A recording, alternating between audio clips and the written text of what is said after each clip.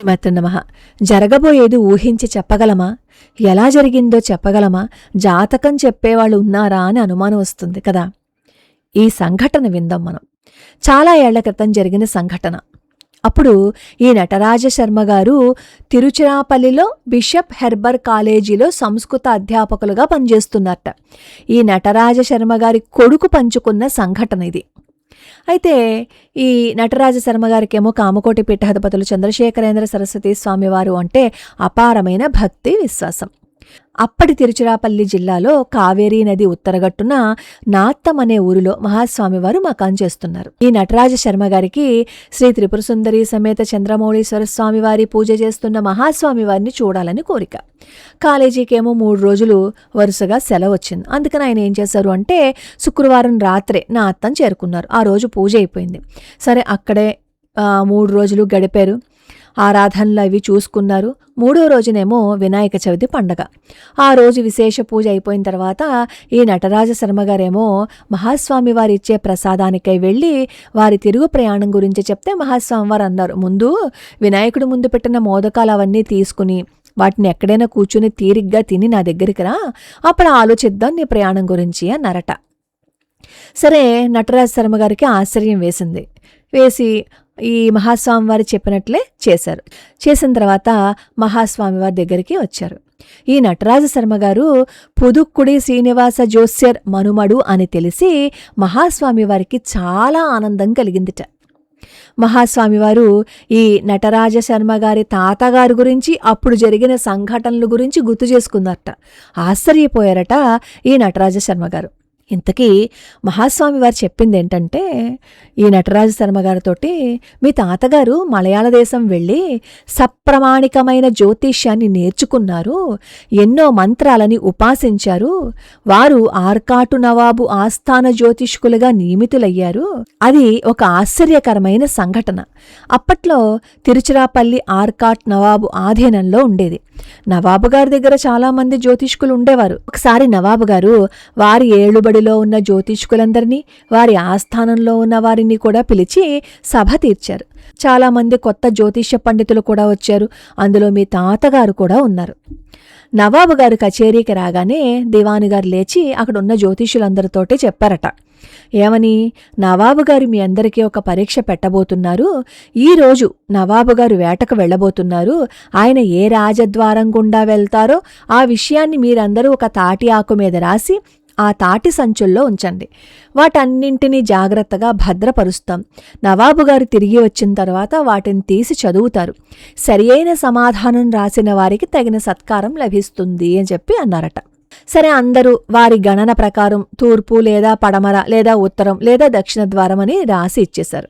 చివరికి ఆ రోజు నవాబు గారు ఏ ప్రధాన ద్వారం గుండానూ బయటికెళ్లలేదట.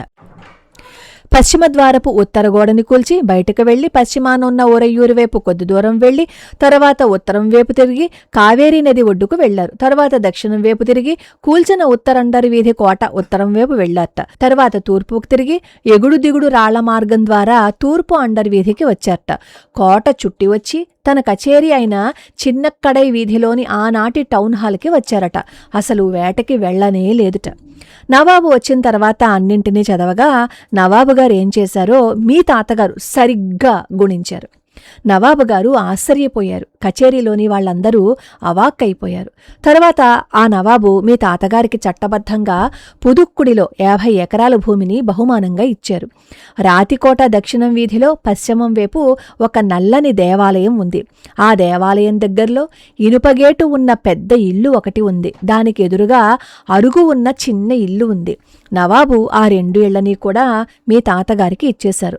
మీ తాతగారు ఆ భూమిని ఇళ్లని ఎన్నో ధార్మిక కార్యక్రమాల కోసం ఉపయోగించారు అని పరమాచార్య స్వామివారు నటరాజ శర్మ గారి తాతగారి గురించి అన్ని విషయాలు చెప్తే ఆశ్చర్యపోయారట నటరాజ శర్మ గారు. ఇక్కడ మహాస్వామి వారు చెప్పిన విషయాల్లో 2 మనం గుర్తుకు తెచ్చుకోవాలి. అదేంటంటే, ఒకటి స్వామివారి దగ్గరికి వెళ్తే ఆ వెళ్ళిన వాళ్ళ గురించి మొత్తం అంతా మహాస్వామి వారికి తెలుసు. అంతమంది వస్తూ ఉంటారు మహాస్వామి వారి దగ్గరికి. అయినా సరే ఆయన ప్రతి విషయాన్ని గుర్తుపెట్టుకుంటారు. గుర్తుపెట్టుకోవడం ఏంటి, ఆ మనిషిని చూడగానే వాళ్ళ గురించి మహాస్వామి వారికి తెలిసిపోతుంది. అదే మహాస్వామి వారంటే.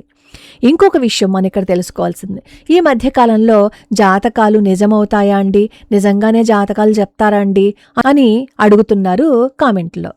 నిజంగా జాతకం చెప్పేవాళ్ళు ఎప్పుడూ అందరి మధ్యకి వచ్చి నేను జాతకం చెప్తా అని అనరు. చిలక జ్యోతిష్యం చెప్పేవాళ్ళలాగా వాళ్ళు ఎప్పుడూ నిశ్శబ్దంగానే ఉంటారు. వాళ్ళు ఎప్పుడు బయటకి రారు. ఇక్కడ కూడా చూడండి, ఈ నవాబు గారి ఆస్థానంలో ఎంతోమంది జ్యోతిష్యులు ఉన్నారు. వాళ్ళందరూ ఏదో ఒకటి చెప్పారు. ఇలా ఉత్తరం వైపు వెళ్ళారు, దక్షిణం వైపు వెళ్ళారు, అక్కడికి వెళ్ళారు, ఇక్కడికి వెళ్ళారు అని చెప్పి అందరూ రాసి ఇచ్చేశారు. కానీ నటరాజ శర్మ గారి తాతగారు మాత్రమే అసలు నవాబు ఏం చేశారు అనేది సరిగ్గా గుణించారు. దానికి కారణం ఏంటి చెప్పండి? వాళ్ళు జ్యోతిష్యులే, ఈయన జాతకం అంతా నేర్చుకున్నారు, జ్యోతిష్యం నేర్చుకున్నారు. మరి ఎందుకు ఇలా జరిగింది? ఆయన మంత్రసాధన చేశారు. మంత్రసాధనతో పాటు ఆచారాన్ని సంప్రదాయాలన్నీ పాటించి ధర్మ ప్రవర్తనతో ఉన్నారు. ఆయనకి నవాబు అన్ని ఇళ్ళనిచ్చారు. ఆయన ఏం చేశారు? ఆయన సొంతానికి వాడుకున్నారా? సొంతానికి వాడుకుంటే తప్పేం కాదు. కానీ ఆయన ధర్మ కార్యక్రమాలకి ఆ నవాబు ఇచ్చిన వాటన్నింటినీ ఉపయోగించారు. మనలో ధర్మ ప్రవర్తన ఉండాలి. మన మాట మంత్రంగా మారాలి అంటే మన నోటి నుంచి పరుష వాక్యాలు అస్సలు రాకూడదు. మనం ధర్మబద్ధంగా ఉంటూ భగవంతుడి పాదాలు పట్టుకుంటే మనం ఏం చెప్పినా నిజమైపోతుంది. అక్కడ నటరాజ శర్మ గారి తాతగారు చెప్పింది ఎందుకు నిజమైపోయింది? ఆయన ధర్మబద్ధంగా ఉన్నారు, అదే జీవితాన్ని గడిపారు, పరిపూర్ణమైన మంత్ర సాధన చేశారు. అలా ఎవ్వరు చేసినా వాళ్ళు చెప్పింది నిజమై తీరుతుంది. జ్యోతిష శాస్త్రం లేదు, తప్పు అని అనకూడదు. అది మహాపాపం. ఎందుకంటే మన శాస్త్రాన్ని లేదు అని చెప్పినట్లు. కానీ దాన్ని సరిగ్గా అధ్యయనం చేసేవాళ్లే లేరు. అధ్యయనం చేసిన వాళ్ళు చాలా తక్కువ మంది ఉన్నారు. నిజంగా భగవంతుడు పాదాలు పట్టుకుని మన కోసం చెప్పేవాళ్ళు చాలా తక్కువ మంది ఉంటారు. అలాంటి వాళ్ళ దగ్గరికి వెళ్ళి మనం జాతకం చెప్పించుకున్నామని అనుకోండి, సరిగ్గా ఉంటుంది. సరే, మరి అలాంటి వాళ్ళు ఎక్కడ దొరుకుతారు మనకి ఈ కాలంలో? ఎవరు చూసినా 5,000 10,000 అడిగి తీసుకునే వాళ్ళే తప్ప ఇలా మనకి సరిగ్గా జాతకం చెప్పేవాళ్ళు ఎవరూ లేరు కదా. అందుకే భగవంతుడు పాదాలు పట్టుకుని ప్రతిరోజు వెంకటేశ్వర స్వామి వారి వజ్రకవచము, వెంకటేశ్వర స్వామి వారి సుప్రభాతము చదువుకుంటే ఏ గ్రహ దోషము మన దరిదాపుల్లోకి కూడా రాదన్నమాట. ఈ మధ్యకాలంలో వృశ్చిక రాశి వారికి రాజయోగము అని చెప్తున్నారు. నాకు కామెంట్లో అడుగుతున్నారు, నిజమేనా అండి వృశ్చిక రాశి వాళ్ళకి రాజయోగమేనా అండి అని. అంతకుముందు కూడా కుంభరాశి వాళ్ళకి రాజయోగము అన్నారు. అయితే రాజయోగము అని చెప్తారు, లేదు అంటే అధఃపాతాళానికి వెళ్ళిపోతారని చెప్తారు. రాజయోగం అన్నారు కదా అని చెప్పి మనం ఏ పనులు చేయకుండా కూర్చుంటే రాజయోగం వచ్చేదు.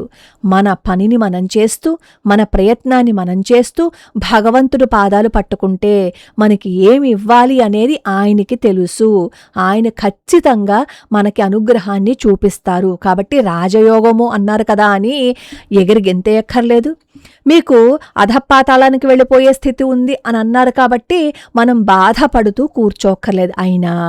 అయినా రాశిని బట్టి జాతకం చెప్పడం చాలా కష్టం. కొన్ని మాత్రమే సరిపోతాయి, అన్నీ సరిపోవు. 12 రాసుల్లో ఈ వృశ్చిక రాశి వాళ్ళకి రాజయోగము అని చెప్తే, ఈ ప్రపంచంలో వృశ్చిక రాశి వాళ్ళు చాలా మంది ఉంటారు కదా. 12 రాసుల వాళ్ళు ఉంటారు, అందులో వృశ్చిక రాశి వాళ్ళు చాలా మంది ఉంటారు కదా. అంటే వాళ్ళందరి జీవితము ఒకేలా ఉండాలి కదా. కానీ ఉండదు. ఎందుకు అంటే వాళ్ళ పుట్టిన సమయము, వాళ్ళు పుట్టిన ఊరు, ఇవన్నింటి మీద ఆధారపడి ఉంటుంది.